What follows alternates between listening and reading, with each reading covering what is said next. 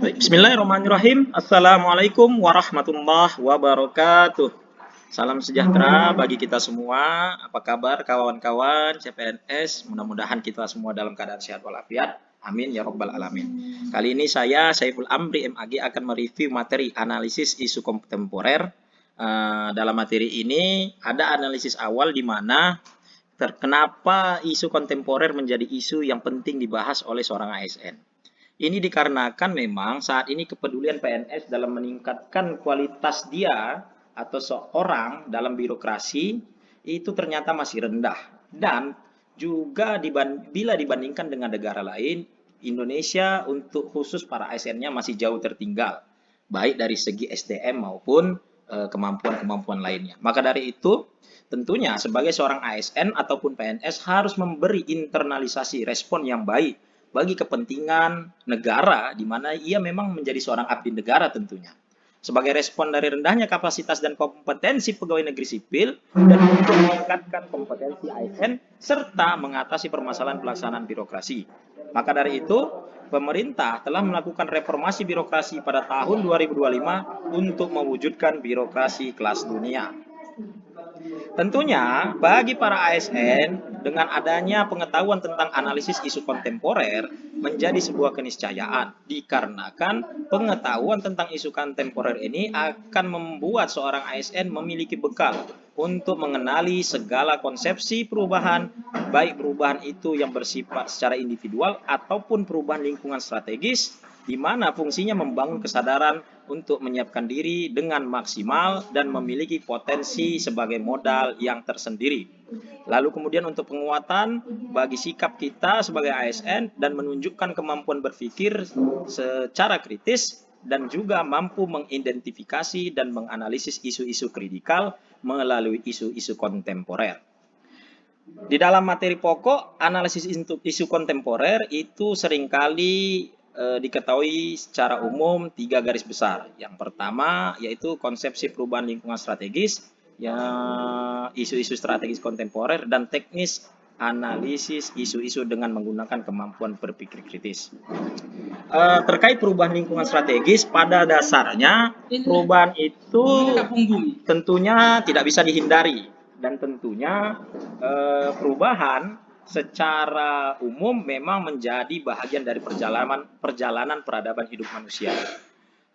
Ada istilah yang dikenal dalam Islam yaitu taghayyurul ahkam bi taghayyurul azminah wal amkinah, di mana bahwa perubahan satu hukum itu mengikuti pada perubahan zaman dan tempat. Dan ini memang punya pengaruh besar terhadap perubahan-perubahan penting baik yang bersifat positif ataupun negatif, tergantung bagaimana penentuan hasil dari perubahan yang ada. Maka dari itu, bagi seorang ASN, apakah dia ingin menjadi seorang yang berubah lebih ke arah positif atau negatif? Maka jawabannya pastinya adalah PNS atau seorang ASN perlu memahami dan melaksanakan tugas dan fungsi pokoknya sebagaimana yang telah diamanatkan oleh Undang-Undang ASN, yaitu untuk memberikan pelayanan publik yang profesional dan berkualitas, serta mempererat kesatuan negara Republik Indonesia dan melaksanakan kebijakan publik sebaik mungkin. Menjadi profesional PNS tentu memerlukan beberapa persyaratan seperti selalu mengambil tanggung jawab, lalu kedua menunjukkan sikap mental yang positif, mengutamakan keprimaan yang ditunjukkan melalui sikap dan perilaku belajar terus-menerus dan mau berinovasi serta berkontribusi untuk menjadi lebih baik, lalu kemudian menunjukkan kompetensi yang dimanifestasikan dalam bentuk kesadaran diri, keyakinan diri dan keterampilan bergaul, hingga pada kemampuan untuk memegang teguh kode etik yang mana kode etik ini sesuai dengan profesi seseorang saat dia menjadi seorang PNS. Yang kedua ada perubahan lingkungan strategis. Perubahan ini memang sesungguhnya memaksa setiap negara untuk berperan serta, karena jika ada yang tergerus dengan perubahan tersebut, ia tidak akan mendapatkan informasi-informasi yang up to date, sehingga pada dasarnya pada akhirnya dia akan meninggalkan semua yang tidak mau berubah. Perubahan itu memang bergerak seperti demikian. Adapun perubahan cara pandang individu tentang tatanan berbangsa dan bernegara telah mempengaruhi cara pandang masyarakat dalam memahami pola kehidupan dan budaya yang selama ini dipertahankan, wariskan secara turun-temurun. Maka dari itu, pemahaman perubahan dan perkembangan lingkungan strategik pada tataran makro merupakan faktor utama yang akan menambah wawasan seorang ASN yang melingkupi pemahaman terhadap globalisasi, demokrasi, desentralisasi, dan daya saing nasional. Pada hakikatnya, seorang PNS selalu dihadapkan pada pengaruh yang datang sifatnya baik secara eksternal ataupun sifatnya juga internal. Dan ini semuanya kian lama akan tetap menggerus kehidupan berbangsa dan bernegara. Baik dia akan menggerus 4 konsensus, yaitu Pancasila, Undang-Undang Dasar, NKRI, dan Bhinneka Tunggal Ika, ataupun menggerus dari kehidupan pribadi ASN itu sendiri. Maka dari itu pentingnya seorang ASN ataupun seorang PNS mengenal dan memahami secara kritis terkait isu-isu kritikal yang terjadi pada saat ini, bahkan yang akan menjadi potensi besar di kemudian hari. Misalnya adanya bahaya-bahaya dari paham radikalisme, terorisme, bahaya penggunaan narkoba, adanya tindak kejahatan cybercrime, money laundry, korupsi, hingga persoalan proxy war. Tentu bagi seorang ASN wajib mengikuti perubahan dan pengetahuan tentang hal-hal tersebut. Di sini saya membahas isu kontemporer tentang terorisme. Di awal saya mengantarkan bahwa kata terorisme itu berasal dari bahasa Prancis yang semula dipergunakan untuk menyebut tindakan pemerintah hasil revolusi Prancis yang menggunakan kekerasan secara brutal yang mengakibatkan 40.000 orang meninggal dengan cara dituduh melakukan kegiatan anti pemerintah. Dalam sejarah, terorisme ini telah berkembang. Pengertiannya juga berkembang secara dinamika dan tentu pemahaman tentang terorisme juga berkembang secara pesat. Meski demikian, pada dasarnya seluruh pelaksanaan terorisme selalu mengarah dan mengacu pada hal-hal yang radikal maupun negatif.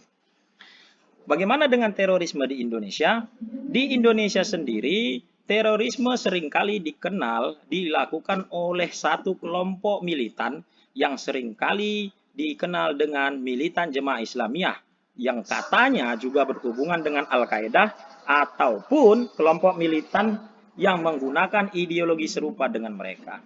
Nah, sesungguhnya memang ini menjadi isu hangat yang hingga kini masih perlu dipertanyakan oleh kita. Tapi yang pasti memang kegiatan terorisme tentu masih merajalela di Indonesia karena sesungguhnya orang-orang yang terlibat dalam terorisme ini masih ada dan tersebar di berbagai wilayah yang terpelosok dan sulit dijangkau oleh orang-orang seperti kita. Adapun penyebab terjadinya terorisme, menurut analisis kebijakan Divisi Humas Polri Kombes Sulistyo Pujo Hartono, yang pertama adalah karena dia telah tersentuh pemikirannya, sikapnya hingga tindakannya terkait dengan terorisme.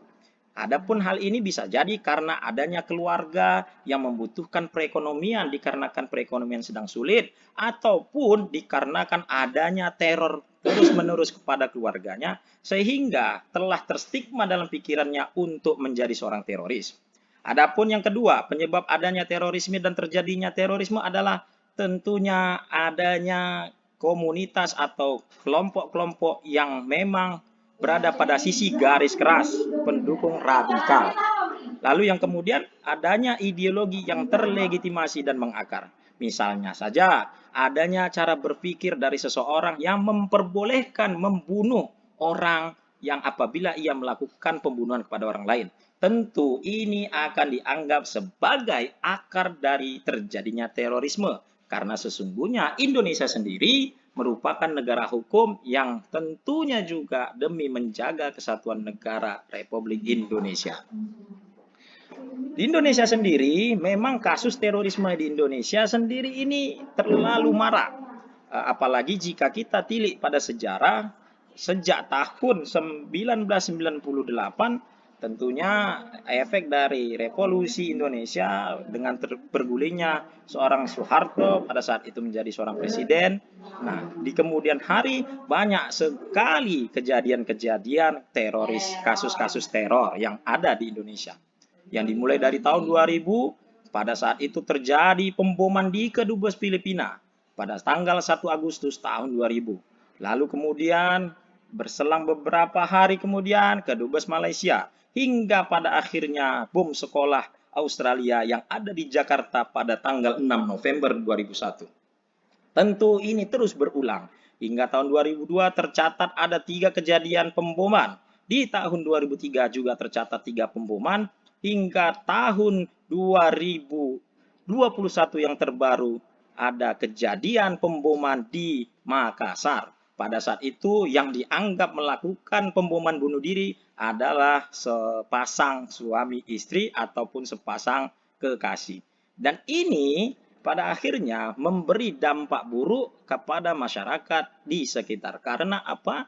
Dikarenakan memang kegiatan pemboman bunuh diri, kegiatan pemboman pada satu lokasi sesungguhnya tindakan yang sangat radikal dan menyebabkan kewaswasan bagi banyak pihak. Maka dari itu tentunya bagi seorang abdi negara, seorang PNS, seorang aparatur sipil negara wajib mengikuti perkembangan-perkembangan arus seperti ini bukan untuk dicontoh melainkan untuk dapat menangkis dari serangan-serangan terkait pemahaman terorisme yang salah. Mudah-mudahan review ini bermanfaat bagi kita semua. Sekian dan terima kasih. Wassalamualaikum warahmatullahi wabarakatuh.